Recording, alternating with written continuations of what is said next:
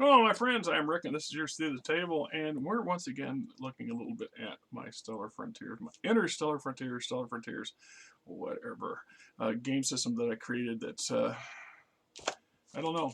My goal eventually, and if I keep poking away at it, I'll get to it. I'm re-digitizing this entire thing, as I said in a previous video.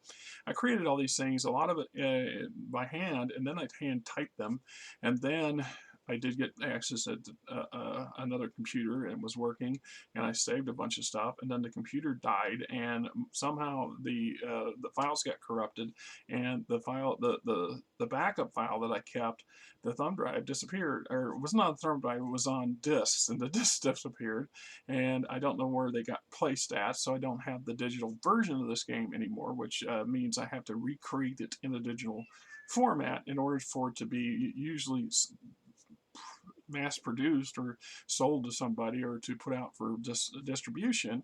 I did look into the mechanics or what it takes for drive-through RPG to as a content person to put something out there for people to access.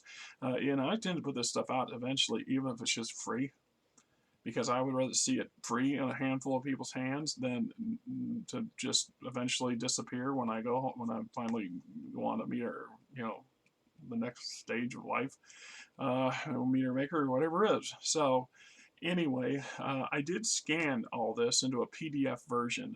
So I have about 400 PDF pages. I have been trying to get them linked together as one single PDF as a book, which is, once again, there are several programs that are available that let you do that, but they cost money to do a lot. And so the free versions only let you do X amount of pages at a time. And so when I have time and I think about it and I'm motivated, I keep working at just getting all those individual PDF pages compressed into a single opening PDF that will function like a book on your computer. And I'm always more than willing to send a copy of this crap to anybody who wants it. Just saying. That's a means of getting it to you is another story, but the possibility is there. Anyway, this is technically version 5. I mean, it does say that on the book, and that's not an exaggeration. And I remember when I compiled this book, this first book, and I had it pigeonholed. There's with holes in it, and that's why you may or may not be able to see the holes in the pages there, where I actually used to have it bound together with trusty, reliable shoestrings. And then one of my playtesters came in one day, and he had it all bound like this with this plastic cover and this, and it just, I was like, oh my! I was astounded because suddenly I was shocked as it really looked. It really looked like a game book, and I thought, oh my God, I maybe actually have something here. And so I ran out and I got my core copy made and done the same way. And the only downside is that I didn't have the color printer option. I didn't have all this stuff costs money. And when you live literally paycheck to paycheck, some days you just don't have the luxury. Just going out and getting a print cartridge for your printer is a luxury, unless it's something you absolutely must have. And if you buy enough of those, those things are not cheap, and they just eat through the process. But the point I get at is this is fifth version. So this would be what I would consider 2.0. This was the first attempt at a typed version of this, and this is actually typed on an old school IBM typewriter, because that's what I had access to, and it was free, and the cartridges were cheap compared to trying to print things out on a computer, which was expensive, let alone taking it to somebody else and paying them to print it. And so this became my handwritten version, morphed into this. And then, as you can see, it was still a work in progress. This is definitely a rough draft, and I made numerous notes and amendments and additions and so on and so forth. And some things that needed to be added on, some things that just needed to be renewed or removed, and so on and so forth. But this is the simplest version of this system, this game. In reality, I almost ought to, this would be the one I ought to just try to do a copy of. But anyway, everything progressed, and I picked up a couple of playtesters who were, they got really serious into it. My friend Shannon, and I mentioned him a couple of times, he didn't want to play it at the beginning. He was not into sci-fi games whatsoever, and he really didn't think he wanted to, and didn't want to. He was trying to be polite about it, and then he started to get into it a little bit. And next thing he became obsessed with it, which kind of also encouraged me to keep making and working at it, improving it, and adding to it, because like I said, he came back with a whole stack of detailed depth backstories and for characters and for his genome and his genome choice he wanted to make, and the varieties within the aviary genome. And then in addition to that, he had things like some of their customs and holidays, and then a small lexicon of preferred avian-based words and what they would mean to his people, and which gave it a whole nother level of flavor. And then there's the 300 odd into just random names they came up with. This is Joe Flitwing, blah blah blah, does this, does that, and some of them were just common laborers. Some of them had issues, some of them didn't. Some were great, some of them were, people you probably would have not wanted as your neighbors. And he did all that over a weekend, and I'm like, oh Christ. I mean, seriously, I was like, oh wow. So anyway, this would be the 2.0 version. I make the argument. Then this would have been the 4.0 version, the one that preceded this one. And this is the one where I took all this, and I had once again I had access to a computer and the means to store things and then print things.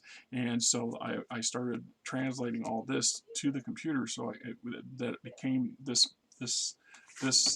version here.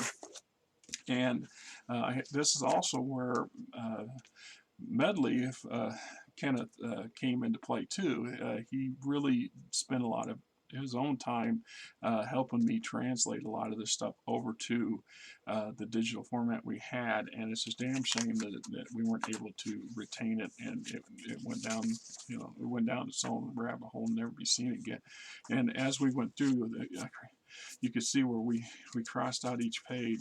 And then from these, I mean, technically speaking, there's 2 of these, and I don't know where my second half of this, because this would have been twice as thick, and the reason it wasn't, the staple was at the max. This is the maximum the staple could handle for the stapler we had access to, and so there's actually 2 parts that are exactly the same size, and it's from these 2 that all 3 of these books originate from, and we broke them down into sections because it made more sense that way. And once again, the version that I'm slowly poking away at, and I'm honest, I have to admit it's been quite a while. It's probably been a couple of months since I've actually tried to add anything new to the digital version, is yet another rewrite. It's more of a condensed version. I'm getting all the important stuff, but there's a bunch of extra things, like the genome chapter, for example, is quite extensive. There's a lot of character races that are available to be used, and it's occurred to me that you only really need 4 or 5 primary ones as examples, and that the others can be added later as a supplement to the game, or an expansion piece, or just freebie stuff that you offer to people who want to invest in it, and go from there. So in that aspect, I mean, it's just one of those things where I don't know, we'll see what goes, where time and stuff brings it out. But I just wanted you to see, for those, a few of you that have been following this and have found this of interest, that this is not just, like I said, geez, there's a reason why it took so damn long to create, and why it's as thorough as it is. And the truth is, and I'll be honest, this is me, I've always have an issue of doubt, and I don't know that it's ever really truly finished, because you can do so much to yourself. You can go so far to the point where you blind yourself to things. And sometimes one of the adages I read, I picked up years ago when it comes to writing novels, the best thing for an author to do, at some point you have to stop. You have to stop writing the book you're writing, because you can rewrite and rewrite and rewrite that book to death. You can actually ruin the book by trying to second and third guess and quarter guess yourself and to completely modify it.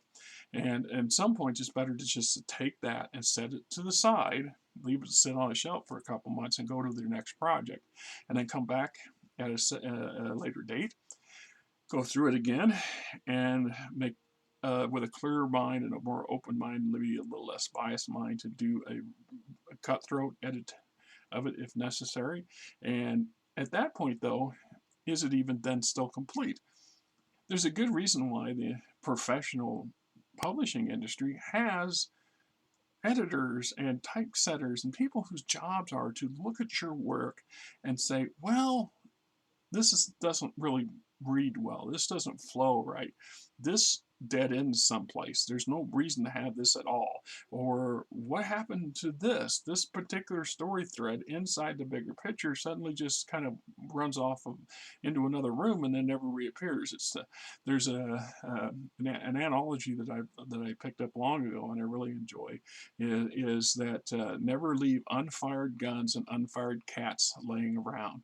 That means is if you introduce something into your story or into your game or into your campaign, and this works in all aspects, that it should be there for a reason. It just shouldn't just be there and make no sense. So if you're going to add something, it better have some reason or purpose, and at some point needs to be explored, used, visualized, and moved aside. So, it is what it is. Anyway, that's my thoughts and processes on this, and I'll keep this video short because, like I said, I don't like to be running on for half an hour, and I got other things to do today. Till next time.